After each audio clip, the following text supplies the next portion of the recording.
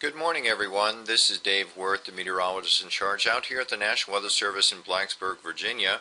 It's currently a little before 10 a.m. on Wednesday, June 22nd, and this YouTube briefing will continue to review the potential for severe weather both today on Wednesday and tomorrow on Thursday.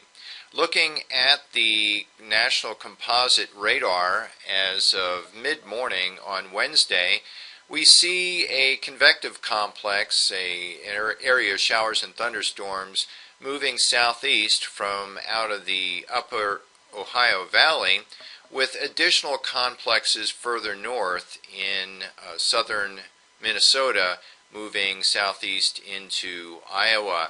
Actually, there is a train track that runs from the northwest to the southeast toward the mid-Atlantic states. This is associated with a quasi-stationary frontal boundary that will continue to help focus the showers and thunderstorms and allow them to move southeast toward the area. So the big question is, well, how significant are these events going to be over the next couple of days? Right now, we're not looking like it is going to be a widespread severe weather event. Much of the instability that is supporting these storms for both today and tomorrow will be displaced outside of the Blacksburg area, but close enough that we're still watching it, and close enough that there is at least a marginal risk of severe weather, which is why we're providing this YouTube briefing. Basically, what we're expecting today as the day progresses is this complex is going to continue to move southeast into eastern Kentucky, maybe getting into extreme southwestern Virginia and northeastern and north central Tennessee, and gradually weakening as it does so. It's going to be moving into a more hostile environment where the temperatures will not quite be as hot and the temperatures aloft will not be as cold. Therefore, it won't be quite as unstable. So we're not expecting that this complex will produce any severe weather. However, there is more energy upstream, farther to the north and west, and this area is likely to come southeast into the area later this afternoon, and more specifically during the overnight hours, and it may produce some rounds of heavy rain and some severe weather. Again, we're not expecting a lot of severe weather. It would be more isolated in nature, but the strong winds would be the primary severe weather threat from these storms.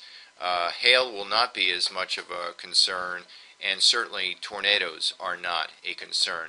Now, we have heard that there is some talk that this is being considered a potential derecho. That is not the case. We are not expecting this to be widespread enough in time or in space to use that dreaded D word.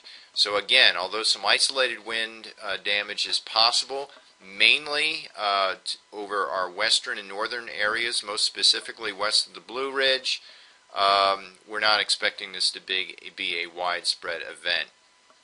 So, this system will go through, this system will go through tonight, and then the front that is used as being serving as a boundary for this will then begin to buckle north a little bit as a low pressure system moves along it, and focus much of the activity for tomorrow into tomorrow night, Thursday into Thursday night, mainly north of our area, predominantly north of Interstate 64.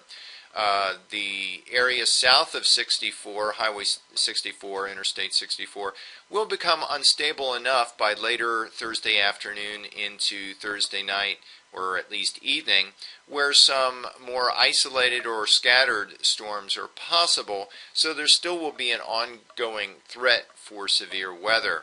By the time we get into Friday, however, all of this will have pushed to the east and south, such that no severe weather is expected on Friday. So let's just take a look at one of the model representations. Here's the state of Virginia, North Carolina, West Virginia. And this is valid as of about 2 p.m. today. You can see this green area is what is left of that thunderstorm complex that's moving southeast right now out of the upper Ohio Valley, and it's weakening, but yet another area, this is the second area I was talking about, will begin to develop as the day progresses. We're now moving ahead until late this afternoon, early this evening. Just some scattered, isolated to widely scattered showers and thunderstorms still, but with the main complex now beginning to get itself more together in the Ohio Valley. And this area is expected to propagate southeast overnight tonight, even late tonight, late Wednesday night into the early morning hours of Thursday, as it moves southeast. By the time it gets to our area, this is tomorrow morning, Thursday morning, much of the southeastern flanks of that area will have weakened. So we're not expecting a big late night type of severe weather event.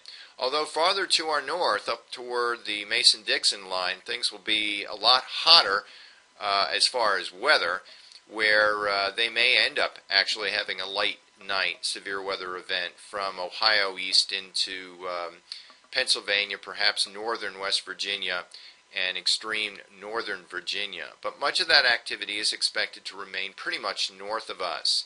As tomorrow, Thursday, progresses, we can see that that area continues to remain mainly to the north of us, but as we get into the afternoon, as this front on the backside of that complex begins to push south, there will be an additional threat of redevelopment of showers and thunderstorms, this time closer into the Blacksburg forecast area, and then that will gradually push south later Thursday afternoon into the overnight hours on Thursday, before finally pushing far enough to the south by Friday as high pressure begins to build in from the north that other than maybe some lingering showers and thunderstorms, the actual front will be to our south at that point.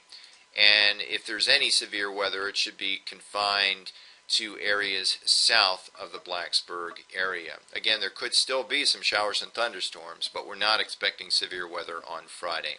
So, that is a little bit of a long overview, but we figured we needed to provide you with the specifics. This is the briefing graphic which provides you with the current Storm Prediction Center outlooks for the potential of severe weather for today, for tomorrow, on Thursday. This actually should be, I'll correct it when I send this out. So today, Wednesday, tomorrow, Thursday, and then the possibility of where flash flooding, if we have it at all, will be maximized over the next couple of days. Again, please stay tuned to the National Weather Service for additional updates, and we'll make sure that you are made aware of changes, significant changes, as soon as they occur. Thanks very much for listening to this briefing.